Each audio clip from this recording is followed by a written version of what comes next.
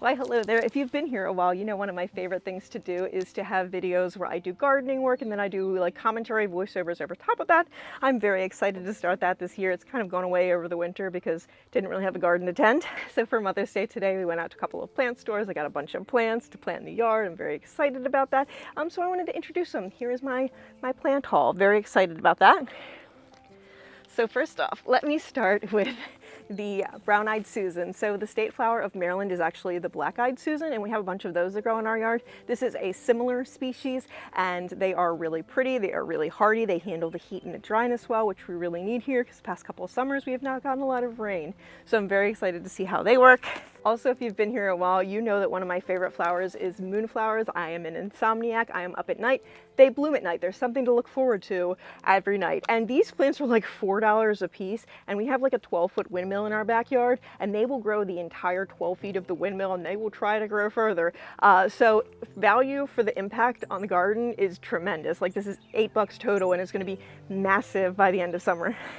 The morning variety is morning glories, and while these bloom at night, these bloom in the morning. These have these huge, like 5 to 6 inch white blossoms. I'll put some pictures in from previous years, and they are just absolutely stunning. They have a great aroma. They're one of my favorite flowers. I've tried to grow them with morning glories before, and it hasn't worked so hot, so I'm going to grow these separately somewhere else in the yard.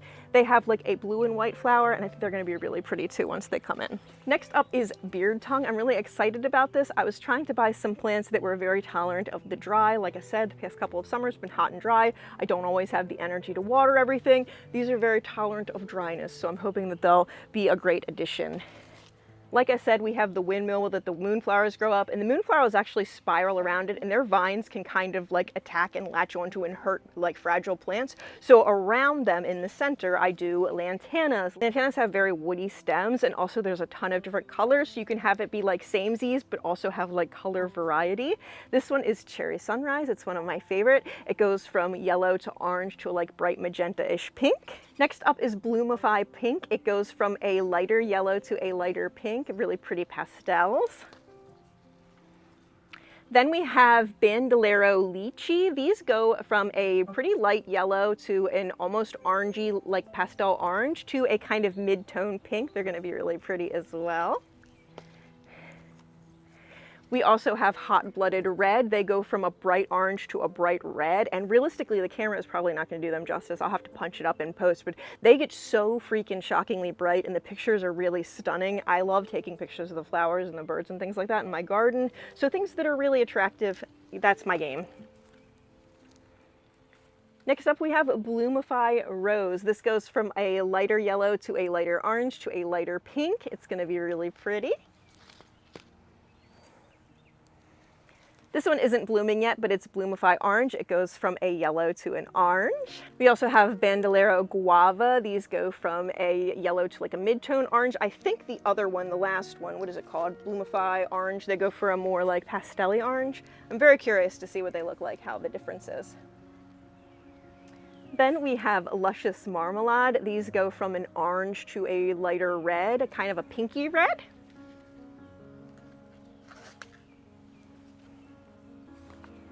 And then finally, Havana Pink Sky. These go from a really dark yellow to a really dark orange to like a bright magenta-y pink. These are going to be stunning when they come in, I'm sure.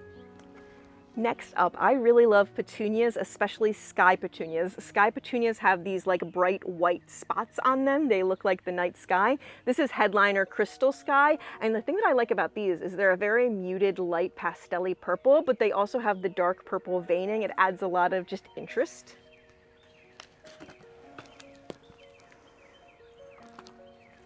Next up in petunias is Headliner Electric Purple Sky. These are a more darker pinkish purple with the white spots.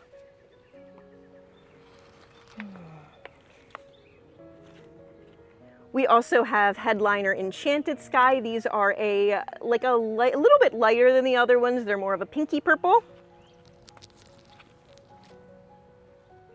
We have Headliner Violet Sky. These are a really, really dark purple. This one got a little bit beat up in transit, but it'll be fine in a couple days once it's planted and all. And finally, Havana Strawberry Sky. These are just a really bright, really pretty pink. They're going to be so beautiful when they come in. This is not a sky petunia, but I really wish that they would like crossbreed it with the sky petunias, because these are like a jet black. They're called Black Magic, and it's so gorgeous. I can't wait until this fully fills out. It's just gonna be really goth. I love that. This is something new this year. I don't know much about it, but it was just so striking and so interesting when I saw it at the plant store that I had to purchase it. It is a celosia. It is yellow, and it looks like something from an alien planet, and I love that.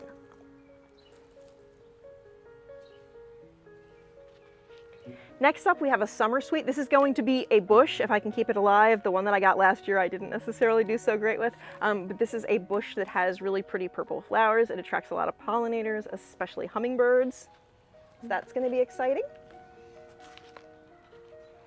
This is a mophead hydrangea. I think hydrangeas are gorgeous, so I think this is going to be beautiful once it starts blooming. This is a spirea.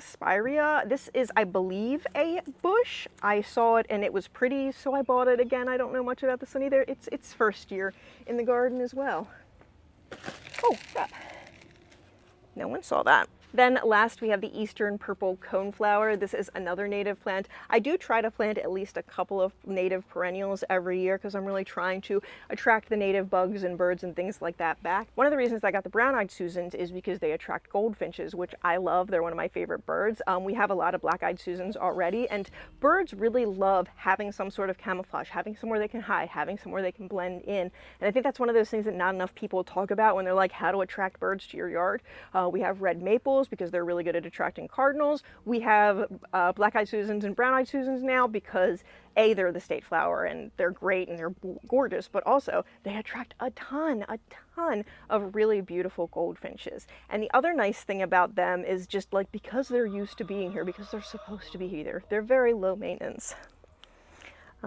So that is my plant haul. The next couple of days is going to be planting. I'm very excited about that. There will probably be commentary videos over the gardening. So if you were one of the people that used to like that, those should be back fairly soon, hopefully. That's my hope, at least. I'm hoping it's not too hot and dry this summer, because one of the problems that I had last year with making those videos and just tending the garden in general is this: when it gets really hot and really dry, it's hard for me to exist as a human being. So let me know which one is your favorite. Let me know if you garden. What are your favorite flowers? What do you like to grow? All of that jazz. I admit I am not the bestest gardener. I've been gardening for a few years now. There are a couple of plants that I really know how to keep alive, and I really try to stick to that. Every year I buy one or two things that are completely new to me so I can see if I can keep those alive. And if I do manage to keep them alive, then they become part of my usual repertoire. But I will say, my one tip is, a lot of gardeners are told that you should get bamboo or succulents or something like that because they're low maintenance. But I find that if a plant is too low maintenance, you kind of forget that it exists. The nice thing is, like, all of these plants are showy. All of these plants are pretty. They're going to change from day to day. I'm going to want to go out to look at them. I'm going to want to spend time around them. And that's going to remind me, oh, hey, these things need water, don't they? But anyway, if you enjoyed this video, my name is AerinMoriarty. I don't usually do videos like this. I usually do things that are more commentary, especially pop music, pop culture, things of that nature. I do a lot of videos about Taylor Swift, specifically focusing on Taylor Swift as her own muse and the other types of things that I feel like a lot of people overlook when they're discussing her. I also look into the media, the films, the TV shows, the music that she references, all of that jazz. So if any of that stuff interests you, please be sure to like, comment, and subscribe. I am a fairly small channel, so it really does help me out a lot. Thank you. Bye-bye.